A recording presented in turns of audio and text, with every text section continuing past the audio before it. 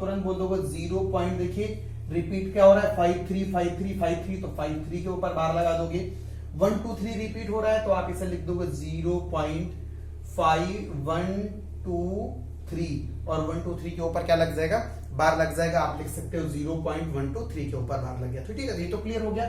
फिर अगर हम आपसे कहें कि नॉन टर्मिनेटिंग कैसे है, देखिए मतलब जिनकी पुनरावृत्ति ना हो, जिनकी पुनरावृत्ति ना हो, देखिए जैसे 0.1462785 डॉट डॉट डॉट डॉट ऐसे नंबर चले जाए। देखिए ये क्या है, पहली बात तो देख लीजिए कि नॉन टर्मिनेटिंग है, इनका कोई अंतिम बिंदु नहीं है और नंबर्स रिपीट नहीं हो रहे हैं, इसलिए non repeating non terminal decimal, non repeating, ठीक, मतलब जिनको रिपीट नहीं हो रहे हैं और नॉन टर्मिनल है, कोई अंतिम बिंदु नहीं। जैसे मैंने लिखा 0.47986523 डॉट डॉट डॉट डॉट ऐसे चला गया। देखिए ये क्या हो गया, ये नॉन, यही देखिए 0.47986523 देखिए ये रिपीट भी नंबर्स नहीं हो रहे हैं और ये इनका कोई अंतिम बिंदु नहीं है, अर्थात ये क्या है, non repeating non terminal decimal हमारा हो गया। अच्छा अब आप समझिए, अगर मैं डेसिमल रिपीटिंग डेसिमल की बात करता हूं, आप समझिए अगर मैं रिपीटिंग डेसिमल की बात करता हूं, यहीं से मैं चीजों को आगे कोरिलेट कर दूंगा। अगर मैं रिपीटिंग डेसिमल की बात करता हूं तो आप सबसे पहले लिखेंगे, अब मैं सबसे पहले क्लासिफाई करता हूं कि आखिर परिमेय और अपरिमेय का कॉन्सेप्ट कहां से डेवलप हुआ, ये हम आपको बताएंगे। अगर मैं लिखूं रिपीटिंग डेसिमल, देखिए रिपीटिंग डेसिमल मैंने अभी आपको लिखा था 0.3500। अच्छा देखिए ये भी तो रिपीटिंग डेसिमल है, ये भी तो रिपीटिंग डेसिमल है, देखिए ये भी रिपीटिंग डेसिमल है हमारा। अगर मैं लिखूं 0.3333 dot dot dot dot 3 dot dot dot dot मैंने लिख दिया, मैंने लिखा 0.727272 डॉट डॉट डॉट डॉट। मैं 3 के माध्यम से समझा लेता हूं। मैंने रिपीटिंग डेसिमल लिखा, जो रिपीट होते हैं, देखिए तो मैं क्या लिख सकता हूं इसे, सबसे पहले आप बताएंगे। देखिए रिपीट, देखिए क्या हो रहा है, बार बार 0 हो रहा है, ठीक है छोड़िए, इसे क्या लिख सकते हो 35 अपान कितना 100। देखिए 35 अपान बोलो इसे कितना लिखा 100 लिखा, काटे हम इसे, या ऐसे देखें अंश और हर हो गया। आप इससे क्या लिख सकते हो, इसे लिख सकते हो, देखिए 3 रिपीट हो रहा है बार बार, तो आप लिखोगे 3 के ऊपर बोलोगे 0.3 के ऊपर बार लिख सकते हो, आप 0.3 के ऊपर बार लिख सकते हो। और फिर जब आप इसे हल करोगे तो 3 अपान क्या लिखोगे 9, क्योंकि जब बार हटाते हो तो 9 लिखते हो, ठीक है, क्लियर हो गया। इसमें देखिए क्या है, आप इसकी तरफ आओ तो 0.727272, तो आप इसे लिख सकते हो 0.72 के ऊपर बार, और आप जब इसे लिखोगे तो 72 अपान 99, ठीक है 99। अब आप देखिए क्या है, मैं आपसे सबसे पहले कहता हूं कि यहीं से कॉन्सेप्ट आता है रेशनल नंबर का, और जो रेशनल नंबर मैं आपको बताने जा रहा हूं, रेशनल नंबर की हम बात करते हैं, रेशनल नंबर जिसे हम कहते हैं परिमेय संख्या। देखिए जिसे मैं परिमेय संख्या कहता हूं यही रेशनल नंबर है। देखिए रिपीटिंग डेसिमल को मैंने लिखा, अपरिमेय संख्या क्या होता है कि जिसे P बटा Q के रूप में लिखा जा सके, कामा where Q is not equal to 0। Clear? देखो रेशनल नंबर वो है जिसे P बटा Q मतलब अंश और हर के रूप में लिखा जा सके, और जहां पर Q का मतलब हर का मान 0 ना हो। देखिए 35 बटा 100, अंश का मान बोलो कितना, ये क्या होता है, ये अंश कहलाएगा, और ये बोलो क्या कहलाया, हर कहलाया, ये बोलो क्या कहलाया, अंश कहलाया न्यूमिनेटर, और ये बोलो क्या है, डिनोमिनेटर, ये बोलो क्या है, अंश है न्यूमिनेटर, और ये देखो बोलो क्या है, हर है डिनोमिनेटर। हम कह सकते हैं जिसे P बटा Q के रूप में लिखा जा सकता है, वही बोलो क्या कहलाते हैं, हमारे परिमेय संख्याएं कहलाती हैं वो सब। तो देखो हम ये भी कह सकते हैं कि जितनी भी रिपीटिंग डेसिमल होते हैं सब के सब बोलो क्या होते हैं, परिमेय संख्या होते हैं। यहां से क्लियर? देखिए रिपीटिंग डेसिमल मैंने लिखा था और जिनके भी मान है सब के सब परिमेय संख्या है। हर का मान 0 नहीं है। क्लियर रखिएगा, ध्यान रखिएगा। तो हम यहां से एक परिभाषा भी लिख सकते हैं, ठीक है, चाहे तो, कि जो रेशनल नंबर्स होते हैं वो क्या होते हैं, रिपीटिंग डेसिमल जो होते हैं वो क्या कहलाते हैं, रेशनल नंबर कहलाते हैं। वो हमारे क्या कहलाते हैं, रेशनल नंबर कहलाते हैं, ठीक है। और फिर यहां से एक चीज और है, जहां पे P और Q दोनों क्या होने चाहिए, दोनों पूर्णांक होने चाहिए, पूर्णांक। और पूर्णांक में चाहे वो लोग क्या हो, धनात्मक पॉजिटिव, और चाहे वो लोग क्या हो, अगर हम आपसे बोले ऋणात्मक। देखिए, अंश और हर के रूप में P बटा Q के रूप में लिखा जा सके, Q का मान 0 नहीं होना चाहिए, ठीक है। P बटा Q के रूप में लिखा जा सके, P और Q दोनों पूर्णांक होने चाहिए। और पूर्णांक मैंने आपको बोला कि चाहे वो धनात्मक हो चाहे वो ऋणात्मक हो। अब इसके बाद हम डिफाइन करते हैं कि आखिर अगर ये परिमेय हो गया तो अपरिमेय क्या होता है। अपरिमेय क्या होता है, अपरिमेय संख्याओं अर्थात इरेशनल नंबर्स की हम जब बात करते हैं तो इरेशनल नंबर्स क्या हैं, संख्याएं जिन्हें P बटा Q के मतलब अंश और हर के रूप में नहीं लिखा जा सकता, अपरिमेय संख्याएं कहलाती हैं। जैसे √2, √3, √11, √13। और सबसे बड़ी बात रहती है कि बहुत ज्यादा कंफ्यूजन रहता है कि पाई परिमेय है कि अपरिमेय है। तो मैं आपको क्लियर कर दूं कि पाई अपरिमेय है, इरेशनल है। कैसे, आप तुरंत बोलते हैं कि पाई का मान जो होता है वो 22/7 होता है, जो कि पूर्णतः गलत है। पाई का मान 22/7 नहीं होता है। पाई का जो मान होता है वो लगभग में 22/7 होता है, लगभग में 22/7 होता है। और जब हम पाई का मान निकालते हैं तो पाई का मान, जो पाई का मान होता है वो 3.14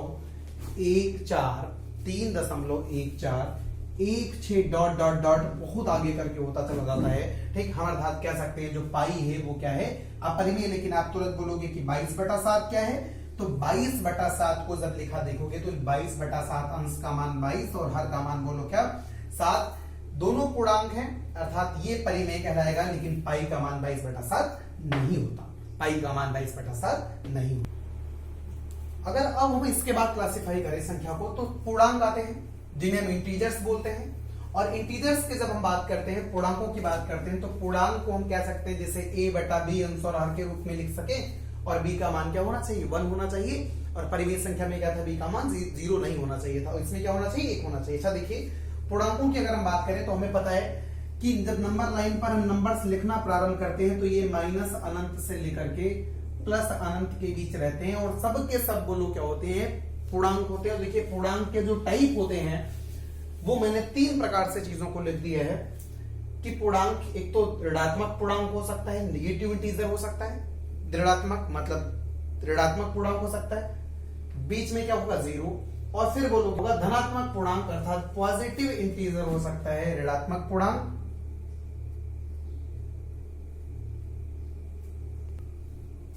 ऋणात्मक पूर्णांक 0 और धनात्मक पूर्णांक मतलब नेगेटिव इंटीजर बीच में 0, और फिर बोलो क्या पॉजिटिव इंटीजर की बात करें, देखिए माइनस इंफाइनाइट, -4, -3, -2, -1। देखिए ये क्या हो गए, ऋणात्मक हो गए, बीच में 0 हो गया, इधर 1 2 3 4 प्लस का 5, ये बोलो क्या हो गए, ये हो गए हमारे पॉजिटिव। अब आप देखिए यही इन्हीं पूर्णांकों के मध्य संख्याएं बनती हैं।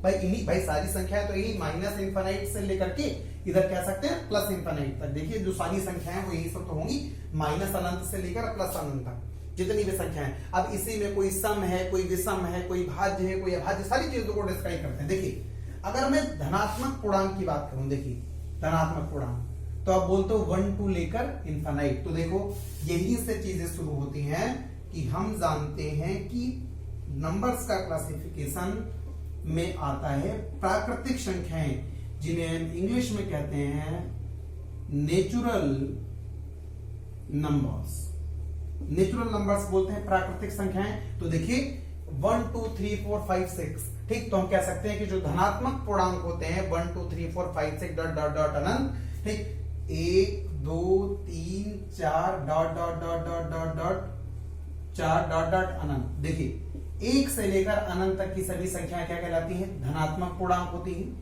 क्या कहलाती है, प्राकृतिक संख्याएं कहलाती हैं। अच्छा बताओ, अगर हम 0 को भी शामिल कर देते, यहीं से हमारे पास एक टर्म और आता है, दो टर्म यहीं से क्लियर कर देते हैं, पूर्ण संख्याएं। पूर्ण संख्याएं जिन्हें हम इंग्लिश में कहते हैं होल नंबर, सारी चीजें बिल्कुल समझ लीजिएगा, ठीक। तो हम क्या कहते हैं 0 1 2 3 4 5 डॉट डॉट डॉट इनफाइनाइट। देखिए 0 से लेकर अनंत तक की सभी संख्याएं बोलो क्या कहलाती हैं, पूर्ण संख्याएं कहलाती हैं। तो हम कह सकते हैं अगर इसमें हम 0 को भी ऐड कर दें तो ये पूरा क्या कहलाता है, ये पूरा हमारा होल नंबर्स कहलाता है। क्लियर हो गया, ठीक, ये हमारा क्लियर हो गया, ठीक, ये हमारा क्लियर हो गया। इसके बाद अगर हम आपसे बात करें तो सबसे एक प्रश्न आता है कि 0 बताइए धनात्मक है कि ऋणात्मक है, मतलब धनात्मक पूर्णांक है कि ऋणात्मक पूर्णांक है। सबसे पहले लिख करके ये आता है कि 0 धनात्मक पूर्णांक है कि ऋणात्मक पूर्णांक है। तो 0 के विषय में मैं आपको छोटा सा पॉइंट दे देता हूं कि 0 जो 0 लिखा होता है शून्य होता है, ना तो धनात्मक है, न्यूट्रल है, ना ही ऋणात्मक है। ऋणात्मक केमिस्ट्री पढ़े हुए तो उदासीन वर्ड आता है, ठीक है, उदासीन आता है, मतलब उदासीन है, न्यूट्रल है। 0 ना तो धनात्मक है ना तो ऋणात्मक है, ठीक है, क्लियर है। इसके बाद फिर चीजें अब हम देखते हैं फिर इन्हीं संख्याओं के बाद इन संख्याओं का जो क्लासिफिकेशन होना है वो सम संख्याएं अर्थात इवन नंबर्स में होता है, और उसके बाद होता है इन्हीं संख्याओं का क्लासिफिकेशन जिन्हें ऑड नंबर्स बोलते हैं, ऑड नंबर्स में होता है। तो देखिए इवन नंबर्स में इनका क्लासिफिकेशन जब होता है तो हम जानते हैं कि कोई भी सम संख्या जो होगी वो 2 से विभाजित होगी। अब कैसे होगी, या तो अंत में 0 आएगा या तो 2k के फॉर्मेट में मैंने लिख दिया है 2k का फॉर्मेट जरूर होगा, या 2k के फॉर्मेट में होता है। हमें पता है कि सम संख्याएं 2 से विभाजित होती। अच्छा देखिए अब ये भी नहीं है कि सम संख्याएं तो ऋणात्मक नहीं हो सकती, -6 -4 -2 0 +2 +4 +6। देखिए सम संख्याएं धनात्मक भी हो सकती है, ऋणात्मक मतलब पॉजिटिव निगेटिव दोनों इवन नंबर्स हो सकते हैं। क्लियर हो गया, ठीक है। तो देखो -6 ये भी सम संख्या है, ये ऋणात्मक मतलब हम बोल सकते हैं निगेटिव इवन नंबर है, ये पॉजिटिव इवन नंबर है। अच्छा 0 जो है आप ध्यान रखिएगा 0 के विषय में बहुत विवाद है और बहुत से मैथमेटिक्स मतलब जो गणितज्ञ हैं उनमें बहुत विवाद है, लेकिन एटलीस्ट 0 को जो माना गया है वो 0 को आप ध्यान रखिएगा सम संख्या ही माना गया है। आप इसे ध्यान रखिएगा, इस पे ज्यादा वाद विवाद करने की आवश्यकता नहीं। 0 जो है वो इवन नंबर से होता है, ठीक है। फिर विषम संख्याओं की बात करते हैं, ऑड नंबर्स की बात करते हैं, या 2 से विभाजित नहीं होती, मैंने लिख दिया। इनका प्रकार क्या होता है, 2k + 1 होता है, 2k + 1। तो देखिए -5 -3 -1 +1 +3 +5। देखिए सम संख्या भी ऋणात्मक हो सकती है, धनात्मक हो सकती है, निगेटिव पॉजिटिव, और विषम संख्याएं भी ऋणात्मक और धनात्मक दोनों हो सकती है, अर्थात हम कह सकते हैं पॉजिटिव भी हो सकती है और निगेटिव भी हो सकती है, ठीक है। इनका स्ट्रक्चर क्या होता है, 2k + 1 होता है। 2k + 1 देखिए क्या 2k क्या होता है, अगर हम आपसे बोले जैसे यहाँ पर k की जगह पर 2 दूना 4 + 1 5, 2 एकम 2 1 बोलो कितना 3, 2 3 6 कितना 7, मतलब कि हम कह सकते हैं 2k + 1 इसका स्ट्रक्चर होता है और 2k इसका स्ट्रक्चर होता है। तो 0 क्या होता है, 0 सम संख्या होता है। अच्छा अब इसी नेचुरल नंबर को हम और भी नंबर्स में बांटते हैं। जैसे अगर हम बांटने के क्रम पर आए तो सबसे पहले मैंने लिखते हैं प्राइम नंबर्स अर्थात अभाज्य संख्याएं, अर्थात अभाज्य संख्याओं को हम जानते हैं प्राइम नंबर जिन्हें इंग्लिश में बोलते हैं ऐसी संख्याएं जिनमें सिर्फ 2 ही गुणनखंड होते हैं, अर्थात यह स्वयं और एक के अतिरिक्त किसी से विभाजित नहीं होती। प्राइम नंबर्स को हम ऐसे कह सकते हैं जो या तो खुद से कटेंगी मतलब स्वयं से कटेंगी, या तो एक से विभाजित होंगी, क्या कहलाएंगी, प्राइम नंबर्स, अर्थात बोलो क्या कहलाएंगे, हमारी अभाज्य संख्याएं कहलाएंगे, प्राइम नंबर्स कहलाएंगे, ठीक है। जैसे प्राइम नंबर्स लिखते हैं 2, आप समझिएगा 2 एक प्राइम नंबर है, 2 सिर्फ 1 से कटता है और 2 से कटता है और किसी से नहीं कटता, अर्थात 2 एक प्राइम नंबर है। 2 3 5 7 11 13 17 और भी मतलब संख्याएं आगे हैं। तो हम कह सकते हैं कि जो संख्या क्या तो खुद से कटेगी, एक से तो सभी संख्याएं कटती हैं, अर्थात सबसे पहली अभाज्य संख्या कौन सी होती है, 2। तो इसीलिए मैंने लिख दिया सबसे छोटी अभाज्य संख्या 2 होती है। आप छोटी अभाज्य संख्या के चक्कर में 3 को मत लगा दीजिएगा। एक क्वेश्चन में रिपीट किया है कि लीस्ट प्राइम नंबर क्या है, the least prime number is equal to 2 होता है। और ध्यान रखिएगा 2 सम भी होता है, आप देखें कि 2 सम होता है। तो 2 एक सिर्फ केवल ऐसी संख्या है जो सम अभाज्य, इसीलिए मैंने दूसरा पॉइंट लिख दिया है कि 2 एक सम अभाज्य संख्या है। हम कह सकते हैं 2 is a even prime number, 2 is only even prime number, एक सिर्फ सम अभाज्य संख्या है। और हम अगर आपसे बोले 3 क्रमागत विषम संख्याओं का पेयर क्या होता है, ध्यान दीजिएगा 3 क्रमागत विषम संख्याओं का पेयर। अच्छा क्रमागत का मतलब क्या है, अगर हम विषम संख्या लिखे तो हम 1 लिखते हैं, फिर 3 लिखते हैं, फिर 5 लिखते हैं, फिर 7 लिखते हैं, ठीक है, तो देखिए इन दोनों के भी बीच गैप कितना है 2, इन दोनों के भी बीच गैप 2 और इन दोनों के बीच अंतर कितना 2, मतलब क्रमागत विषम और सम दोनों में अंतराल कितना होता है 2 का। तो देखिए मैंने लिखा कि 3 विषम क्रमागत जो संख्याएं होंगी वो 3, 5 और 7 होती हैं। तो देखिए ये पेयर होता है, ट्रिपलिंग इनकी होती है 3, 5 और 7 जो है वो 3 कॉन्स्टिट्यूटिव ऑड नंबर्स होते हैं, 3 क्रमागत विषम संख्याएं होती हैं। ठीक है, ये हो गया हमारा क्या अभाज्य संख्याएं। इसके बाद हम डिस्क्राइब करते हैं कि भाज्य संख्याएं क्या है।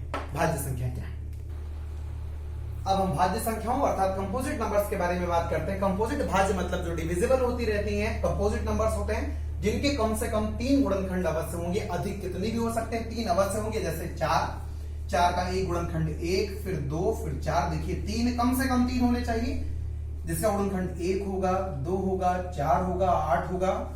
12 का भी 1 होगा, 2 होगा, 3 होगा, 4 होगा, 6 होगा, 12 होगा। आप 9 को देखिए 1 होगा, 3 होगा और 9 होगा। 15 को आप देखिए 1 से कटेगा, 3 से कटेगा, 5 से कटेगा, 15 से, मतलब कम से कम 3 गुणनखंड अवश्य होंगे। क्या कहलाएगा, भाज्य अर्थात कंपोजिट नंबर कहलाएगा। देखिए एक चीज और ध्यान दे लीजिए, अभाज्य संख्याओं को लेकर के काफी प्रश्न आते हैं, आप यहीं से जाइएगा, मतलब पढ़िएगा। 1 से लेकर 50 तक के मध्य अभाज्य संख्याएं 15 होती है, 50 से 100 के मध्य अभाज्य संख्याएं 10 होती हैं, रट लीजिए। और 1 से 100 के मध्य कुल अभाज्य संख्याएं कितनी होती है, 25 होती हैं। हम कह सकते हैं 1 से 50 के मध्य अभाज्य संख्याएं 15, 50 से 100 के बीच अभाज्य संख्याओं की संख्या 10 और 1 से 100 के मध्य 15, 10 कुल मिलाकर बोलो कितना, 1 से 100 तक कितनी होगी, 25। और अभाज्य संख्याओं का जो प्राइम नंबर्स का प्रारूप होता है 6k+1 होता है, जहां पर k बराबर 1, 2, 3, 4 डॉट डॉट। देखिए रखिए यहां पर k का मान 1 रखिए, तो देखो k 6k +-1, तो 6 गुणे 1 +-1। देखिए 6 कम 6 + 1 1 7 होगी और 6 कम 6 - 1 बोलो कितनी होगी, 5 होगी। तो ऐसे आप निकाल सकते हो। ठीक है, क्लियर हो गया। अब हम मिलेंगे आपको, ये हमारा नंबर्स का खेल खत्म हुआ, नंबर्स का क्लासिफिकेशन खत्म हुआ। अब हम आपको अगले वीडियो में मिलेंगे, तब तक आप हमारे चैनल पर लगातार बने रहिए और हम डेली आपको एक वीडियो देते रहेंगे। जय हिंद। ठीक, आप हमारे चैनल को पूरे वीडियो को देखिए, चैनल को सब्सक्राइब कर लीजिए, शेयर कर लीजिए, बेल आइकन को प्रेस कर लीजिए, जिससे जैसे भी लेटेस्ट वीडियो होंगे वो आपको मिलते रहेंगे। ठीक है, इसी के साथ जय हिंद।